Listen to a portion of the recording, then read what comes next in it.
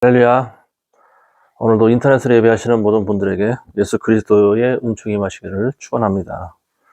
오늘은 마태복음 24장 1절과 2절 말씀을 통해서 교회 몰락이 의미하는 두 가지 중요한 것이라고 하는 그런 주제로 잠시 말씀을 전하도록 하겠습니다. 제가 작년 10월경에 꿈을 하나 꾼 게 있습니다. 꿈 얘기를 한다라고 하는 것이 좀 그렇지만 지금 시대와 굉장히 흡사한 좀 중요한 의미를 주는 그런 꿈인 것 같아요. 큰 교회 예배당 안에 수많은 사람들이 앉아서 드리는 그런 교회당 안인데요. 그 가운데 예배당 안에 큰 광장같이 넓은 부분이 있었고, 그 안에는 우물처럼 생긴 깊이를 알 수 없는 큰 구멍이 있었는데, 근데 그 위에 큰 종이 그 예배당 안에 매달려 있었습니다. 근데 그 종이 잠시 후에 서서히 밑으로 가라앉기 시작하는 거예요. 근데 종이 바로 그 시커먼 구멍 안으로 서서히 그게 가라앉는 그 장면을 보게 됐습니다. 어 밖에서 볼 때는 무슨 이렇게 돌로 이렇게 주변을 쌓아 놓은 그 원형의 무슨 우물 같은 그런 구멍이었습니다. 제가 그거를 보고 있노라니 그 안에서 뭐가 기어 올라오는 게 보입니다.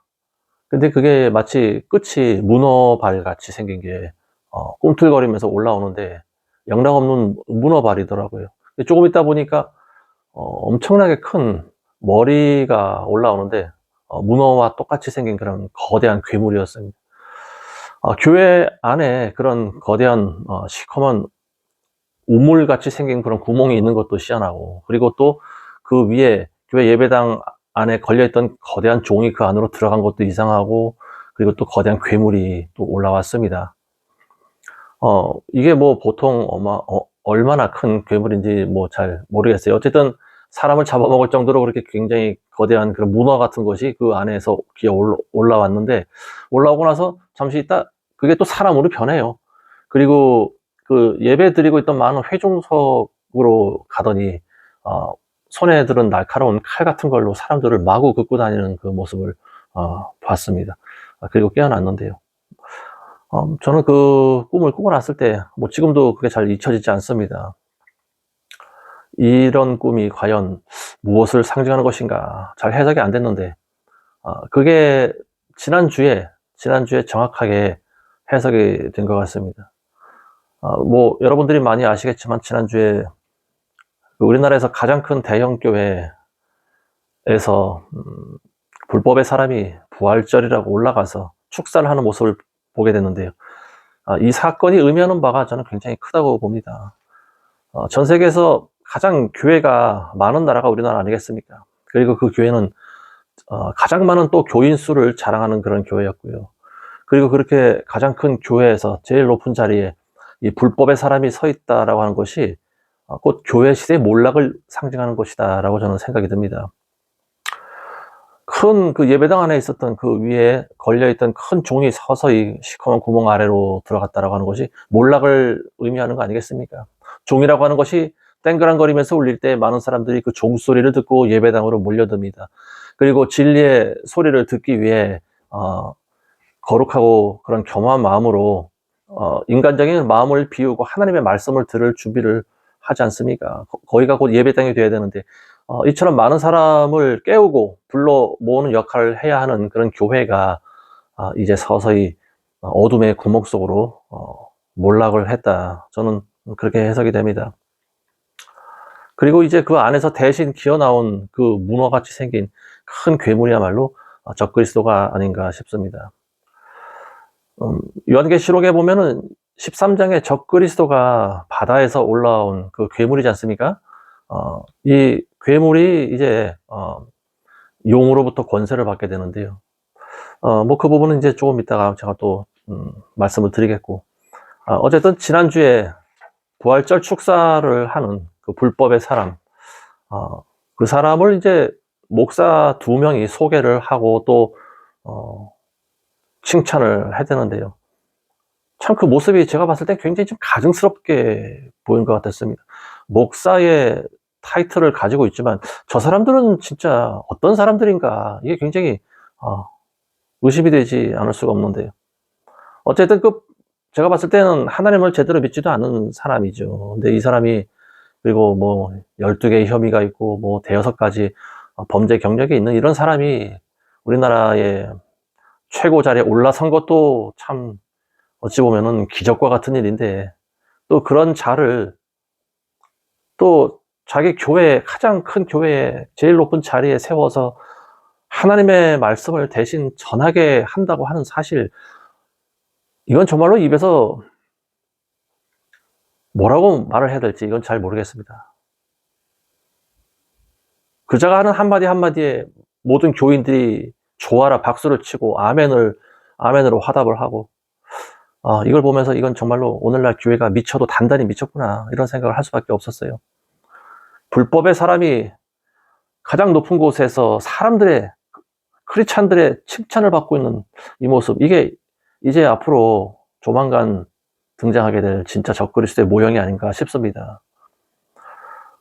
이미 우리나라는 2013년도에 정식으로 배교를 한 거나 다름이 없죠. WCC에 가입을 해서 그 이후로 계속 배교를 해왔고 그 모양새를 갖추고 지금 완성의 단계를 가지고 오고 있습니다. 이제 교회는 제가 봤을 때 더 이상 교회로서의 그런 역할과 기능을 수행하지 못하고 있다, 저는 그렇게 판단합니다.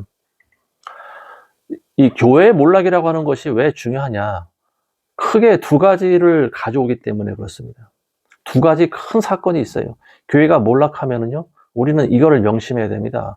제일 첫 번째는 뭐냐, 교회 몰락과 동시에 아까 말씀드린 것과 같이 거대한 괴물이 올라오게 되는데요. 이게 뭐냐면은 이제는 교회가 제 기능을 다하지 못하니까 하나님께서 이제는 이 세상을 심판하기 위해서 적그리스도로 하는 존재에게 엄청난 그런 권세와 능력을 부어주시는 그 시기가 도래한다라고 하는 말입니다. 그리고 그 적그리스도가 도래하기 전에 하나님께서 하시는 일이 또 하나 있어요. 그게 뭐냐면 바로 휴거 사건입니다. 휴거에 대해서는 뭐 제가 이미 지난 10년 동안 수십 번도 더 말씀을 드려서 더 이상 이제 휴거와 관련된 말씀을 하지 않아도 여러분들이 잘 아실 거라고 믿습니다. 이미 지금 우리나라의 교회는요, 이 정통 교단들 그리고 대형 교회들의 배교로 인해서 교회라고 하는 그런 순기능을 이미 잃어버린 지가 오래됐습니다. 그리고 지난주에 그 불법의 사람이 가장 높은 곳에 올라가서 하나님의 말씀을 대신한 그 사건으로 말미암아서 이제 교회 시대의 막을 내렸다라고 하는 것이 확정되었다, 저는 그렇게 보여집니다. 우리가 알아야 할 것은 지난 코로나 때 우리나라에 있는 교회들이 이 불법의 정부에 대해서 어떻게 반응했는지 우리가 잊으면 안 됩니다.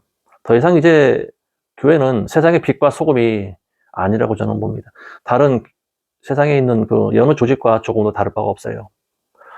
계시록에 보면은 7교회가 나오는데 마지막 교회가 바로 라오디게아 교회라고 하는 교회가 나옵니다. 그 라오디게아 교회는 몇 가지 특징이 있죠. 첫 번째는 차지도 않고 뜨겁지도 않은 그런 미지근한 교회입니다. 그리고 본인들이 스스로 부요하고 우리는 조금도 부족함이 없는 그런 풍족한 교회라고 자부하고 있어요. 그렇지만 세 번째는 뭐냐, 영적으로는 수치를 드러내고 있다라고 하는 거예요. 영적으로는 벌거벗은 그런 수치를 드러내고 있는 그런 교회예요. 그리고 깨어나지 못하는 교회, 깨닫지 못하는 교회죠. 예수님이 안에 없는 교회입니다. 이게 마지막이에요. 성령이 운행하지 않는 그런 교회입니다. 예수님께서는 그래도 기회를 주시기 위해서 계속 문 밖에 서서 문을 두드리고 계시는 교회입니다. 문을 열기만 하면 예수님이 들어가서 교회와 더불어 먹고 마시고 할 텐데 그렇게 하지는 않는 교회예요. 얼마나 완악한 교회인지 몰라요. 왜냐하면 자기네들끼리 그런 것이 가능하기 때문에 그런 거죠. 예수님이 없어도 되고 성령의 운행이 없어도 인간들끼리 모여서 잘 먹고 잘 사는 교회가 오늘날 바로 이 라오디게아 교회 시대입니다. 근데 이 라오디게아 교회 시대 이후로 보면은요, 더 이상 교회라고 하는 단어가 나오질 않아요. 이 요한계시록 3장까지 7교회에 대해서 언급이 나오고 있는데요. 이 4장에는 어떤 내용이 나오느냐? 이 사도 요한이 하늘로 올라가는 장면이 나옵니다. 성령의 감동을 입고 하늘로 올라가는 장면이 나오는데요. 요한계시록 4장 1절에 보시면 하늘에서 음성이 들립니다. 큰 소리로 이리로 올라오라 하는 그런 하늘의 음성이 들립니다. 그러니까 요한은 자기도 모르게 하늘로 빨리 올라가는 거죠. 그리고 그 음성은 요한에게 이렇게 이야기합니다. 이후로 마땅히 일어나야 할 일들을 내가 네게 보여주리라. 자, 이리로 올라오라 해서 요한이 올라간 이 사건의 의미가 뭐냐? 바로 이것이 교회의 휴거라고 하는 거죠. 이 사도 요한은 교회의 전신입니다. 교회의 모형이라고도 볼 수가 있고요. 그리고 위에서 올라오라고 하는 것은 곧 교회를 불러 올리신다라고 하는 거죠. 그래서 이 사도 요한이 하늘로 올라가서 놀라운 그런 광경들을 목격을 하는데요. 먼저는 그 보좌에 앉아 계신 하나님을 뵙니다. 그리고 하나님 주변을 돌아다니면서 보좌 주변을 돌면서 계속해서 하나님을 찬양하는 그런 스랍 천사들의 모습을 또 보고요. 그리고 수정 같은 유리 바다를 목격하고, 그리고 또 24장도 만납니다. 4장이 이제 거기까지 나오고요. 그리고 5장에서는 이제 또 요한이 가장 중요한 분을 만나는데 바로 어린 양이신 예수 그리스도를 만나게 되죠. 그 어린 양은 뿔이 7개 달려있고 눈이 7이십니다. 이게 바로 예수 그리스도를 상징하는 거죠. 자, 이처럼 교회가 몰락하면은 이제 이 땅에서 이제 부패한 교회가 몰락하면은 어떻게 되겠습니까? 이게 동시에 진행이 되는 거죠. 진짜 교회를 하나님께서는 이 쭉정이 중에서 알곡을 고르시듯이 먼저 교회를 불러 올리십니다. 그 남아있는 교회는요, 어떤 교회냐? 가짜 교회죠. 교회 모습을 하고 있지만 진짜 교회가 아닌 거예요. 그리고 그 안에서도 하나님께서는 또 뒤늦게 추수할 그런 알곡들을 또 고르고 계시는 거죠. 근데 먼저는 1차적으로 알곡을 들어 올리시고 2차적인 또 추수 알곡은 이제 뒤에 환란을 겪은 다음에 이제 또 쉬고 되는 그런 일들이 있게 되는 거죠. 어쨌든 이제 마지막 때가 되면서 어느 때, 언젠지 몰라요. 근데 어느 때, 어느 순간 하나님께서는 교회를 불러 들어 올리십니다. 왜 교회를 불러 들어 올리시느냐? 그건 뭐 두말할 필요가 없는 거죠. 사랑하시는 자들을 이 무서운 환란으로부터 지켜주시기 위함이 아니겠습니까? 요한계시록 6장 이후로 보면요, 어린 양이 인을 떼는 장면부터 이제 계속 뭐 7 인의 재앙이 나오고, 그리고 7 나팔, 그리고 7 대접의 재앙이 시작되지 않습니까? 그리고 그 재앙들은 갈수록 심해지고요. 그리고 일찍이 인류가 한 번도 경험을 해보지 못한 그런 무시무시한 환란이죠. 자, 그래서 예수님께서는 누가복음 21장에 보시면 이렇게 경고하고 계십니다. 너희는 스스로 주의하라. 그리하여 어느 때라도 너의 마음이 방탕과 술 취함과 이생의 염려로 무겁게 되어 그날이 갑자기 너희에게 임하지 않도록 기도하라고 기록하고 있습니다. 그리고 또 36절에 보면 그러므로 깨어서 항상 기도하라. 그래야 장차 일어날 이 모든 일에서 피하고 또 인자 앞에 서기에 합당하게 여겨질 것이라. 인자 앞에 선다라고 하는 것이 뭐냐? 곧 휴거가 된다라고 하는 말이죠. 그러니까 우리 마음이 세상에 취하지 않도록 우리가 항상 깨어서 기도를 하라고 예수님께서 말씀하고 계십니다. 우리가 기다려야 될 것은 뭐냐? 바로 예수 그리스도를 만나는 일입니다. 자, 이 무서운 환란에 대해서 예수님 말씀하고 계시는데요. 이 환란은 지구상에 관한 모든 사람들에게 덫처럼 임한다라고 나와 있어요. 모든 사람들에게 덫이 임한다라고 하는 것은 빠져나오지 못한다라고 하는 거죠. 그러니까 하나님께서 우리를 건져주시지 않으면 남아있는 모든 사람들은 이 환란이라고 하는 덫에 걸릴 수밖에 없는 그런 구조라고 하는 거죠.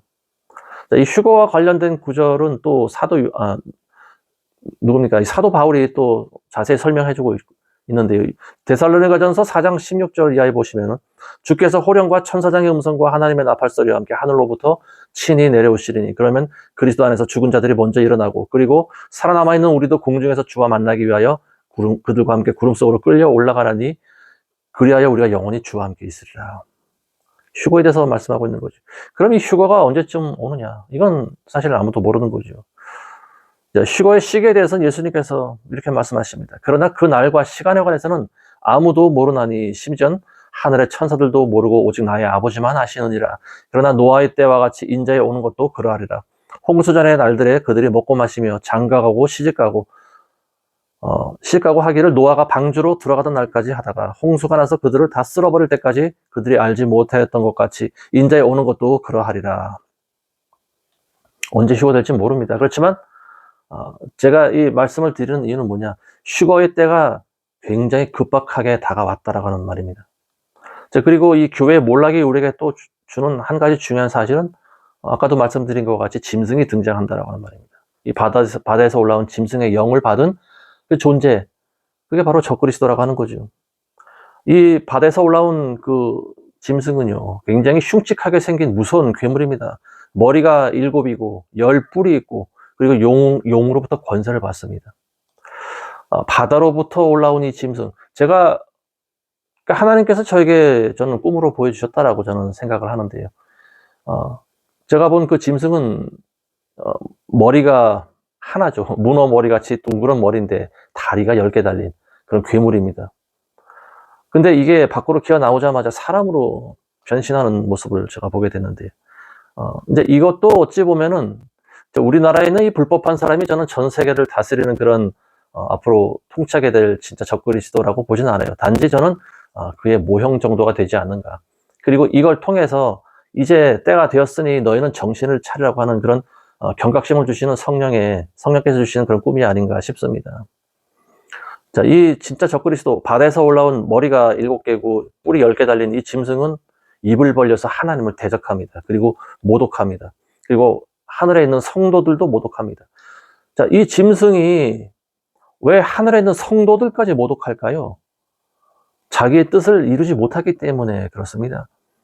이게 바로 휴거가 된 다음에 이제 이 짐승이 등장하게 된 건데, 휴거가 되지 않았으면 이 짐승이 올라와서 어떻게 했을까요? 하나님의 백성들을 많이 죽였겠죠. 근데 죽이지 못한 거예요. 진짜 하나님의 백성들을 죽이려고 했을 때, 자기가 등장했을 때는 이미 그 성도들은 어디에 올라가 있어요? 하늘 위에 올라가 있습니다.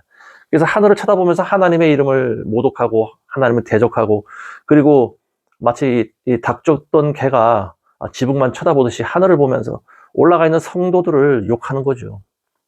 근데 이 10뿔 달린 이 짐승이 엄청난 권세를 가지고 있습니다. 그래서 모든 민족과 족속을 다스리는 권세를 받는다고 성경은 말하고 있죠. 자, 근데 그 다음에 이 적그리스도 말고 적그리스도를 도와주는 또 영이 하나가 올라옵니다. 그 영은 바다에서 올라오지 않고 땅에서 올라온 짐승이에요. 그 영인데, 자, 이게 바로 거짓 선지자라고 하는 거죠. 어떻게 거짓 선지자인 줄 알 수 있느냐? 어린 양처럼 생겼다고 그랬습니다. 그리고 머리에는 2뿔이 나 있다라고 나와 있습니다. 어린 양의 행세를 하는 거죠. 그러니까 적그리스도는 예수님을 대신하는, 어찌 보면 예수님의 그 권세와 능력을 대변하는 존재가 적그리스도라고 하면은요, 이 땅에서 올라온 어린 양처럼 생긴 2뿔이 생긴 이 거짓 선지자의 영은 예수님의 선지자적인 역할을 대변하는 그런 가증스러운 영이다, 이렇게 볼 수가 있습니다. 이 거짓 선지자도 짐승과 같은 권력을 행사한다고 나와 있어요. 그리고 심지어는 하늘로부터 불을 내리게 할 수 있는 그런 권세도 행할 수 있는 아주 놀라운 능력의 그런 거짓 선지자인데요. 이런 능력이 있기 때문에 많은 사람들이 미혹이 됩니다. 그리고 거짓 선지자를 통해서, 그리고 진짜 이 적그리스도를 이제 하나님이라고 믿게 되는 정말로 기가 막힌 그런 일들이 이제 마지막 때에 일어나게 된다라고 하는 거죠. 이미 지금도 그런 일들이 여기저기서 일어나고 있지 않습니까? 불법의 사람이 가장 높은 곳에 올라서질 않는가. 그리고 또 되지도 않는 사람들이 또 자기가 하나님이다, 자기가 성령이다, 자기가 예수님이다, 이렇게 말을 해도 믿고 따르는 사람들이 있지 않습니까? 물론 부분적이긴 하지만요. 근데 앞으로는 이제 이런 일들이 전 세계적으로 일어난다라고 하는 것을 우리가 알아야 됩니다. 적그리스도가 이 전 세계를 다스리는 왕이 되면 어떤 일이 일어나느냐? 바로 형상을 만든다라고 하는 거죠. 자기와 같은 형상을 만들게 한다라고 하는 거예요. 그리고 짐승의 표를 받게 한다라고 하는 거죠. 우리가 잘 아시는 말씀이 있죠. 계시록 13장에 보면요, 그가 모든 자, 곧 작은 자나 큰 자나 부자나 가난한 자나 자유자나 종이나 그들의 오른손이나 이마에 표를 받게 하고, 그 표나 짐승의 이름이나 그의 숫자를 지닌 사람을 제외하고는 아무도 사거나 팔 수 없게 하더라. 뭐 우리가 잘 아시는, 익히 아는 내용이에요. 짐승의 표, 짐승의 수, 666으로 대표되는 이 짐승의 표를 모든 사람들이 받게 된다라고 하는 말입니다. 예전에는 한 20년 전만 해도 이게 무슨 말인지 잘 몰랐어요. 근데 이제 점점 과학이 발달하고 이제 이런 일들이 어떤 사람의 생활의 편리함을 가져오면서, 이런 것들이 과연 더 발달하면 이게 과연 짐승의 표가 될 수도 있겠구나. 그게 바로 이제 예전에는 바코드라고 하는 것이 있었고요. 그리고 지금은 또 칩이라고 하는 것이 있는데, 뭐 생체 칩도 뭐 발명되고 뭐 이상한 칩들이 지금 점점 많이 나오고 있습니다. 그래서 결국은 바코드와도 같고 또 칩의 형태를 가지기도 하고, 이런 것들을 이제 사람의 이마나 앞으로는 오른손이나 왼손이나, 뭐 오른손을 주로 사람들이 많이 사용하니까 눈에 잘 띄고 그리고 또 편리하게 쓸 수 있는 곳에 이 짐승의 표를 받게 된다라고 하는 거고요. 그리고 이 표가 없이는 사거나 팔거나 매매를 하지 못한다라고 하는 것은 뭐냐? 누구든지 이 표를 받을 수밖에 없다라고 하는 거죠. 지금 이 세상은 어찌 보면은 돈이 하나님이 되어 있는 세상 아니겠습니까? 돈 없으면 우리는 살 수가 없죠. 우리가 돈을 한 푼도 벌지 못하고 가지고 있는 것도 없다라고 하면 어떻게 살아갈까요? 구걸해서 사는 수밖에 없습니다. 거지처럼 빌어 먹어야 되는 거죠. 근데 사람들이 주지 않으면 어떻게 될까요? 죽을 수밖에 없는 거예요. 그러니까 이 세상이 바로 이와 같은 구조를 가지고 있습니다. 앞으로는 돈이 없으면 우리가 살 수 없듯이 표를 받지 못하면 살 수 없는 그런 시대가 온다라고 하는 거죠. 3년 전에 우리는 그런 생각을 잠시 한 적이 있어요. 이 코로나 백신을 모든 정부에서 전부 맞으라고 강요하지 않았습니까? 그리고 그 표를 맞은 사람에게는 어떤 바코드와 같은 QR코드인가요? 그리고 이 접종 증명서라고 하는 것을 발급을 해줬죠. 저희는 그게 곧 표가 아닌가라고도 한때는 생각을 한 적이 있었습니다. 왜냐면은 이대로 이 코로나가 계속 가면은 그야말로 모든 사람들 90% 이상 사람들이 전부 다 주사를 맞았고요. 자기네들은 그래도 어떤 표가 있기 때문에 먹고 살아가지만 우리와 같이 주사를 한 번도 안 맞은 사람들은 아무도 갈 수 있는 곳이 없었기 때문에 그렇습니다. 이건 우리 모두가 실제로 겪은 일 아닙니까? 식당에도 못 들어가고요. 관공서도 못 들어가고요. 그리고 편의점도 못 들어가고요. 이 접종 증명서를 보여줘야만 들어갈 수 있는 그런 상황이 바로 불과 3년 전에 한번 일어났었습니다. 그리고 지금은 이제 그게 해제가 됐지만 이제 앞으로 그런 일이 또 일어난다라고 하는 사실을 우리가 기억을 해야 됩니다. 주사 안 맞은 사람들이 할 수 있는 것이 거의 없었어요. 집에서 우리가 가지고 있었던 뭐 음식을 먹으면서 이게 다 떨어질 때까지 기다리는 수밖에 없었어요. 앞으로 더 몇 번 언급하겠지만 이 적그리스도 그리고 슈거 이 두 가지 사건이 이 교회 몰락과 가장 밀접한 큰 두 가지 사건이 아닌가 싶습니다. 수십 번 동안 제가 그동안 수십 번, 수백 번을 될 수도 있어요.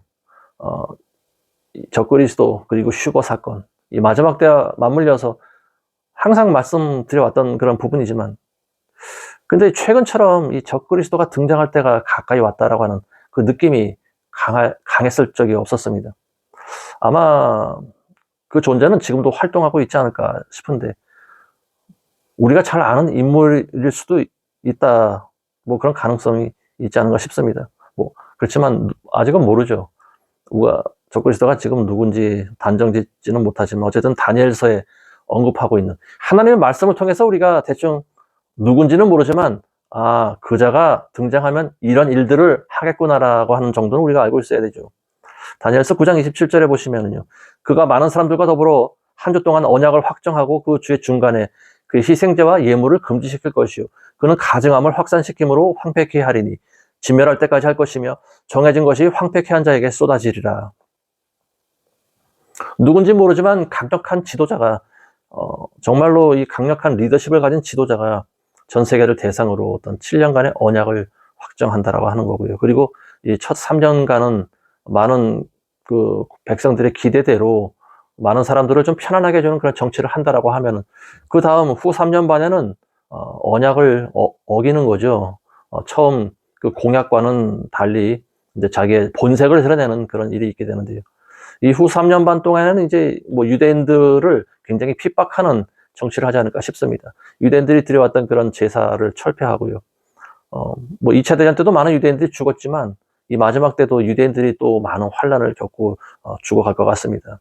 그리고 본인 이제 예수님이 등장하실 때까지 예수님이 등장하면 적그리스도는 멸망당하는 거 아니겠습니까? 그때까지 이 적그리스도라고 하는 존재가 하나님을 대적하고 가증함을 확산시킨다고 했어요. 자, 여기에 대해서는 예수님도 말씀하신 바가 있는데요. 멸망에 가증한 것이 거룩한 곳에 선 것을 보리니 유대에 있는 자들은 산으로 도망쳐라. 예수님께서 이렇게 말씀하십니다. 멸망에 가증한 것이 뭐 진짜는 아니겠지만 어쨌든 우리나라에도 멸망에 가증한 것이 거룩한 곳에 선 것을 우리가 지난주에 봤습니다. 저는 그게 바로 지난주에 있었던 사건이라고 저는 생각이 들어요. 그렇지만 우리가 어디로 도망가겠습니까? 뭐 도망갈 수 있는 사람들은 도망가는 것도 상관이 없겠죠. 그렇지만 아직까지 우리는 조금 신중할 필요가 있고 그리고 지금은 그야말로 옛날에 나온 그 팝송 노래 제목 중에 그런 노래가 있지 않습니까? 그 We Are The World라고 하는 노래가 있어요. 우리는 세계라고 하는 거죠. 그리고 전 세계가 하나라고 하는 말입니다. 이제 우리는 어느 나라, 어느 민족, 어느 곳으로 도망쳐도요, 결국은 다 발각되고 드러나고, 결국은 이 적그리스도는 이제 자기가 하나님이라고 그런 하는 가증한 말을 하죠. 그리고 모든 사람들에게 자기 형상을 만들어서 숭배하게 하고, 또 표를 받으라고 또 강요하고, 경배하거나 안 하거나 표를 받지 않으면 전부 다 목을 잘라서 죽이는 그런 잔인한 공포 정치를 펴게 될 것입니다.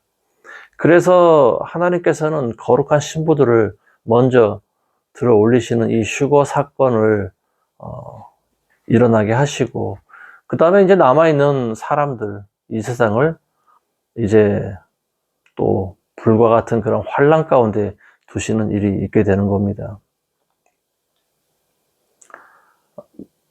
믿음을 가지고 있다고 하지만 세상을 사랑하는 어중간한 그런 회색지대에 있었던 그런 사람들은 남아서 아마도 붙잡히면 순교를 당하고 산이나 들이나 도망치면서 이 무시무시한 그런 중앙 정부의 손길을 피하면서 살던 사람들은 예수님이 언제 오시나 이것만 고대하면서 살아가야 되는 그런 시대가 바로 이 마지막 시대입니다. 이제 말씀을 좀 정리하면은요, 지난주에 있었던 우리나라에 있었던 그 가장 큰 대형교회 제일 높은 곳에 불법의 사람이 서 있는 그 사건을 보면서 아마도 많은 목회자뿐만이 아니고 많은 크리스찬들이 이제 우리나라의 교회는 망했구나, 때가 되었구나라고 하는 생각을 지울 수가 없었을 것이라고 보여집니다. 그리고 그 교회의 몰락은 두 가지 큰 사건을 가져오는데, 첫 번째는 전 세계인들이 알지도 못하고 알 수도 없는 그런 휴거 사건이 있고요. 비밀리에 하나님께서 사랑하시는 신부들을 거두어 가시는 그런 휴거 사건이 있게 되고요. 그리고 두 번째는 적그리스도가 등장하게 된다라고 하는 말입니다.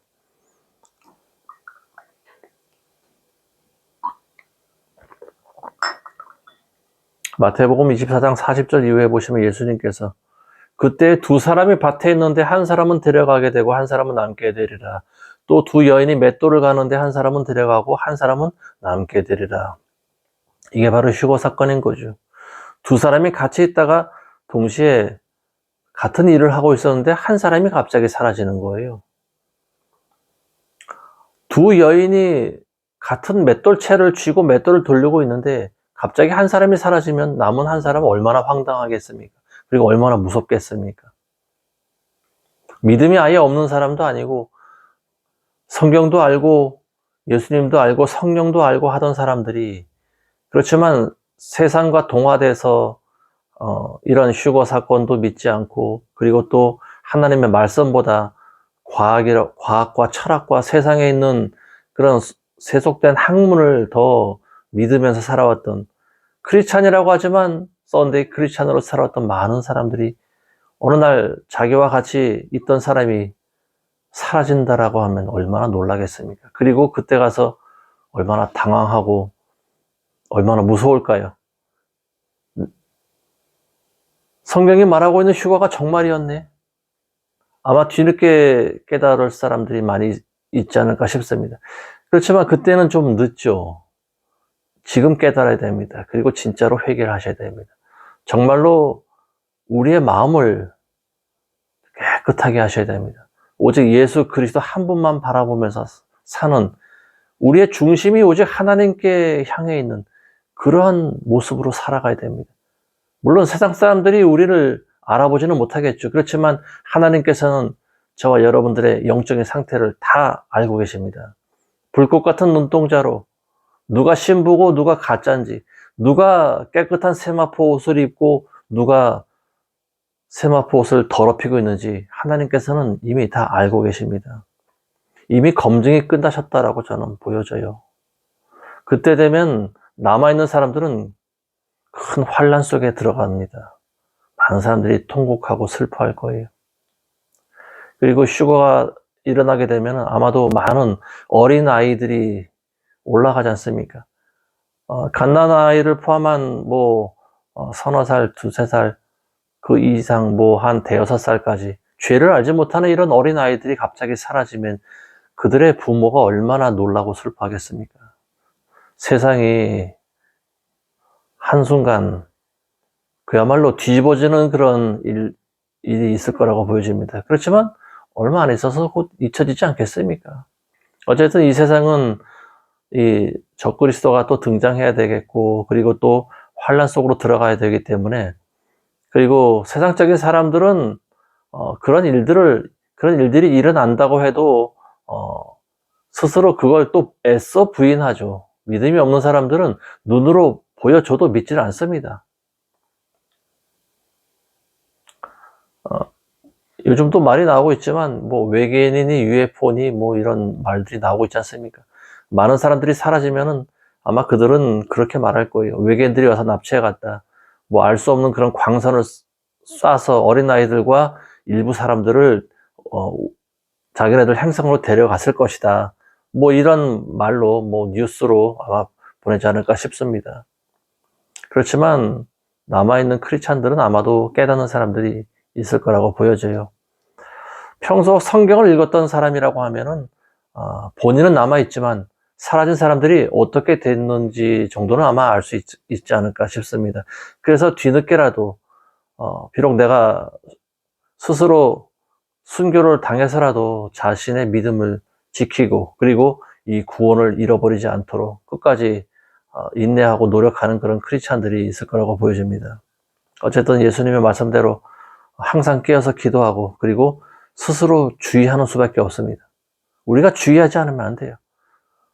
우리는 지금 캄캄한 어둠 속을 다니고 있는 것과 같습니다. 물론 성령께서 우리의 손을 붙잡아 주시기 때문에 우리가 걸어갈 수 있는 거죠. 그렇지만 성령의 손을 우리가 뿌리치는 순간 우리는 그냥 돌부리에 걸려 그대로 넘어지는 수밖에 없습니다. 그래서 우리가 항상 깨어 기도하고 주의해야 됩니다.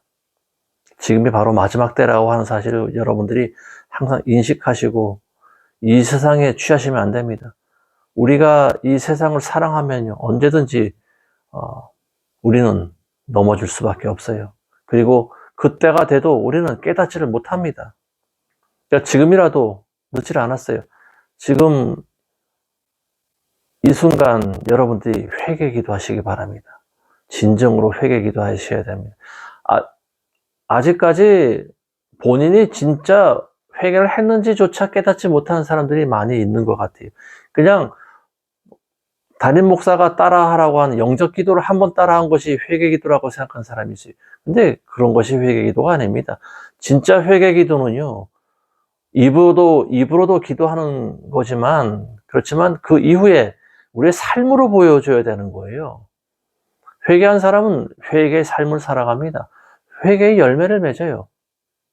그래서 하나님께서는 그 사람을 알아보시는 거예요. 근데 내가 아무리 회개했다고 기도하지만 사는 그 방법이 똑같고 달려가는 길이 똑같으면 회개한 게 아니죠.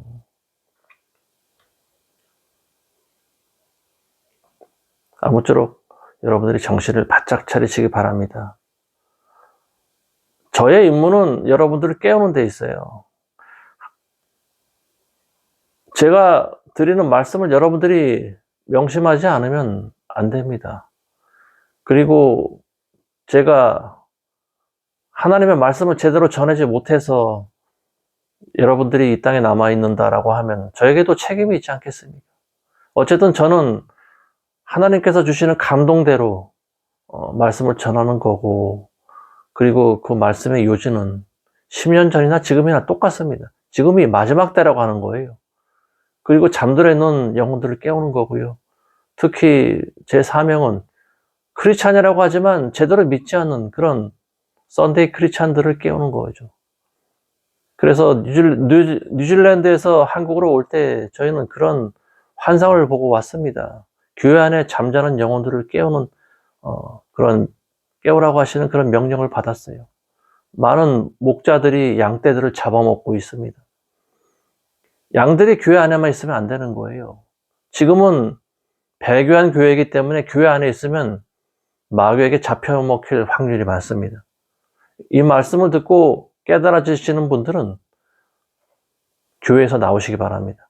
조직화되고 기득권층이 다스리는 그러한 목회자가 왕이 되어 있는 그런 교회에서는 여러분들이 나오셔야 되는 게 정답입니다. 그리고 오직 우리를 구원해 주신 예수 그리스도 한 분만으로 만족하고요. 그리고 성경을 읽으시고 성경이 전하는 진리가 무엇인가를 여러분들이 곰곰이 묵상하시면서 제가 드리는 말씀을 명심하시고 이제 때가 급박했다라고 하는 사실을 항상 기억하시기를 주의 이름으로 축원드립니다. 아무쪼록 이 말씀을 듣는 모두에게 성령의 인도하심이 있기를 간절히 바라겠습니다. 기도하겠습니다. 하나님 감사드립니다. 부족한 주의 종이 하나님께서 전하라고 하신 메시지를 짧은 입으로 전했습니다. 그러나 이 말씀을 듣는 모든 이들의 마음을 움직이게 하시고 하나님의 성령께서 그들이 마지막 때 준비된 자들로 다시 한번 깨워 주시옵소서. 이제 하나님께서 오실 날이 멀지 않은 줄로 믿습니다. 이제 곧 거룩한 신부들 들어올릴 때가 멀지 않은 줄 믿습니다. 우리가 이 급박한 때 우리가 스스로 주의하지 못하고 깨어 기도하지 못함으로 말미암아 남아있지 않도록 하나님 도와주시옵소서. 예수님의 이름으로 기도드리옵나이다. 아멘.